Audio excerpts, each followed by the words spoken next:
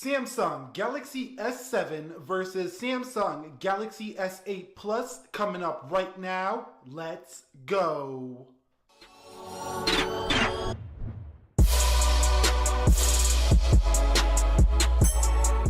So what is up, guys? This is Nick here from Everything Tech, helping you to master your technology, and welcome to the Samsung Galaxy S7 versus the Samsung Galaxy S8 Plus. Now, unlike most of my videos, I'm not just going to run a speed test between these two. We're going to talk about the reasons why the S8 Plus might be a better option, or if you just stick with your Galaxy S7 here, because I know a lot of people want to know more than just speed here when it comes to the S7 and the S8. So I'm just going to boot them up while we talk in 3, 2, and 1. And let's just talk about the thing that most people don't really care about, but we got to get it out of the way anyway. This right here is a Samsung Galaxy S7. It does have an Exynos edition if you get the international model, but I have a Snapdragon 821 CPU and 4 gigs of RAM here for the S7. This S8 is the upgraded Snapdragon 835 CPU and 4 gigs of RAM as well. So no increase on the RAM here. So this is a great video for those of you who have Snapdragon series S7, basically the people who live in the North American market and you're thinking about going to an S8 Plus. For the rest of you in the international market, this could serve good in terms of the software sections, the camera, that's the same around the world. So you can see right out of the gate that the Samsung Galaxy S8 Plus does boot up much quicker than the Galaxy S7. So you can see there is an improvement here in the boot up speed over the S7, which I have found to be true pretty much every time I turn on the Samsung Galaxy S8 Plus.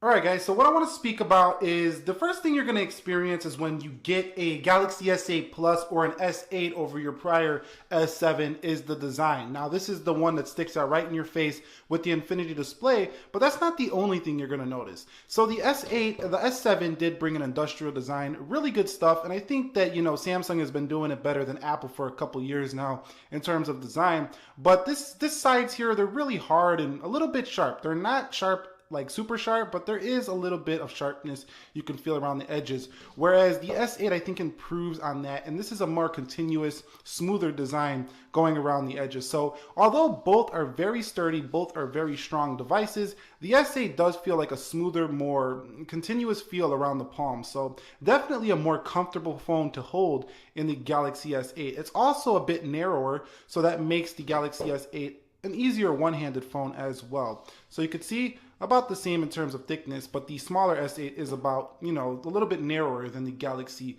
S7.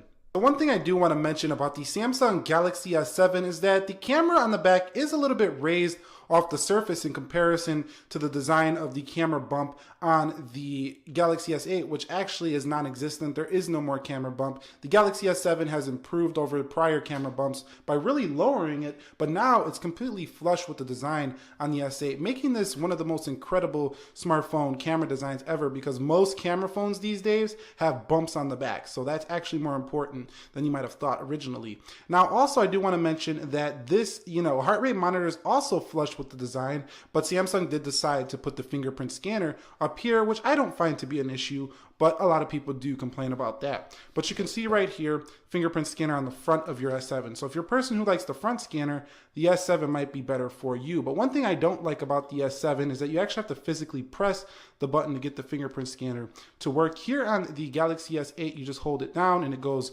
right in. And it is a little bit of a quicker, more accurate fingerprint scanner in my experience here for the Galaxy S7. Other things in terms of design is you do get a 3.5mm headset jack on the S8 as well, so you don't lose anything there. You do go up in the USB-C charging port, which allows for faster transfer speeds, and it is the way of the future in terms of your charging port and your transferring port. And also, your speaker is improved here for the Galaxy S8. With the water resistance, they didn't quite figure out how to make it loud with water resistance there on the S7, so it was a little bit tinny. Here on the Galaxy S8, it's definitely a louder, more fuller speaker, so a nice update there to the speaker design on the Galaxy S8. Now, those cameras themselves are both 12 megapixels megapixel dual pixel cameras. So both very similar in the quality, and you're not going to really notice too much of a difference there. I do think the S8 does produce slightly better pictures, very slightly, due to the improvement in the post-imaging processing here.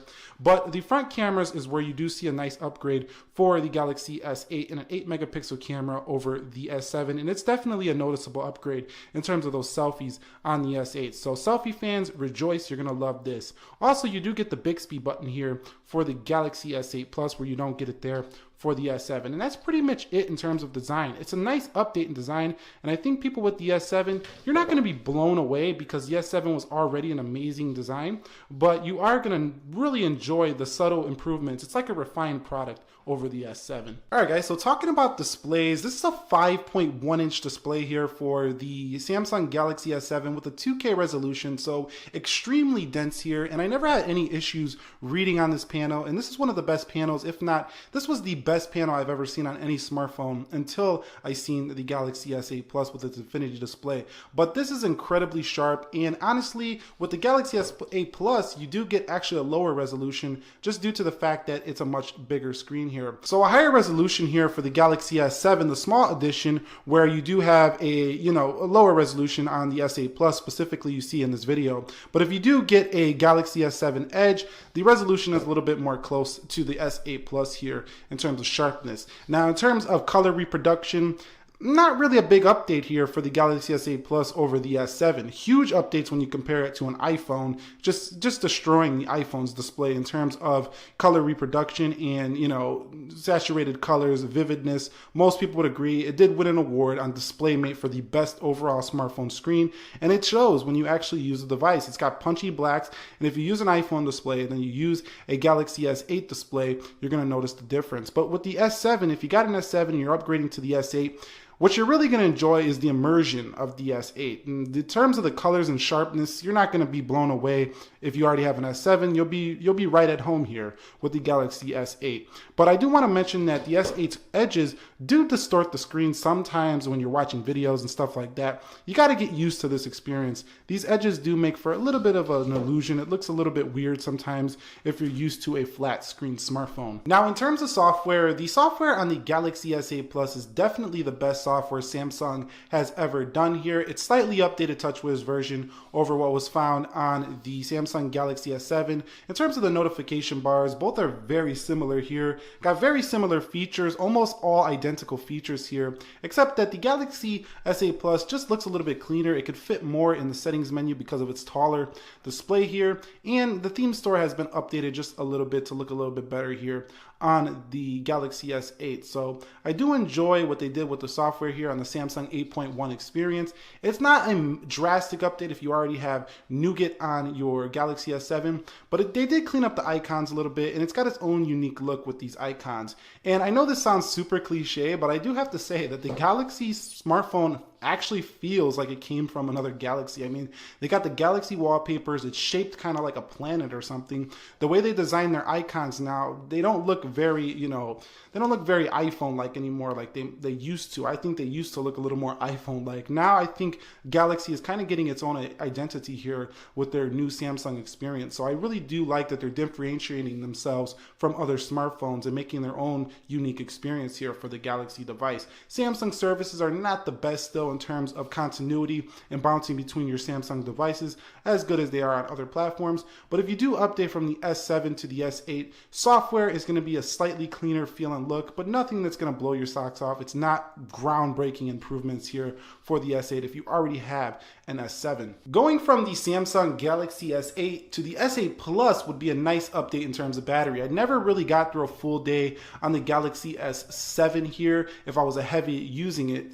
throughout the day. But on the Galaxy S8 Plus, I can easily get through a full day. The battery life is phenomenal on the Galaxy S8 Plus, and it charges faster than the Galaxy S7 series. Both do charge super fast, but it brings faster charging because of USB-C with the Galaxy S8 Plus. So I don't know about the smaller S8. I'm sure it's very similar to the S7 as it does have a 3000 milliamp hour battery. It might be slightly better due to the newer processor, but I do know for a fact, particularly with this Galaxy S8 Plus, the Galaxy Galaxy S7 does have worse battery life, and you will be much happier with the Galaxy S8 Plus. I also noticed that the Galaxy S7 with the 820 CPU, I think I said 821. This actually has an 820 CPU. Earlier I said 821, I believe. This one does overheat a little bit more than this guy. This guy hardly ever gets hot, the Galaxy S8 Plus, whereas the Galaxy S7 does overheat from time to time. Nothing that's going to burn your finger off or nothing like that, but it does get a little bit warmer than comfortable, if you ask me, on the Galaxy S7 from time to time, where I hardly ever experience that on my Galaxy S8 Plus here. So a nice improvement in the battery department and the, you know, I don't know, the heat optimization, you could call it. That's what I'm calling it, the heat optimization. Talking a little bit more about the cameras. The camera on the Galaxy S8 is phenomenal, but I don't like the fact that I no longer can double tap the home button to go into the camera like I could on my S7 here. So I do have to double tap the power button, which is still convenient. It's still quick launch, but it's just not the same to me as pressing this button down here. This was so easy. You could just pull this in your pocket and just pull out a picture really quick like that, and it's just really great. So in terms of the quick launch, I do like the quick launch feature better on the Galaxy S7, but hey, it's still got quick launch on the side. I'll have to adjust to that. But overall, the camera experience itself is literally identical. I mean, they got identical features, they got pretty much identical quality. If you go over to the left, you can see identical features here. So you can download more features from the camera stores on the Galaxy S7 and S8. Both flip over to the front, and you've seen how close they are. I mean, they're just both pretty great, and they both focus probably faster than any smartphones I've seen on any phone right now. So camera quality on both of these is very strong, and camera is not an area I think that is, you know, something you might want to be going to the Galaxy S8 for, because you're not really getting a big update over your S7. But that's because the Galaxy S7 already had a phenomenal camera. Alright guys, in terms of speed of the Galaxy S7 versus the Galaxy S8 Plus, I didn't really notice a huge update, regardless of the fact that I do have a Snapdragon 835 now right here on the Galaxy S8 Plus. I did line up some applications, and let's just go through a couple of those really quickly here. As you can see, the terms of speed, they're pretty close to the same. You've seen that opened about the same here. Let's go into Instagram, and you can see about the same again. Coming home here, let's go into Play Store.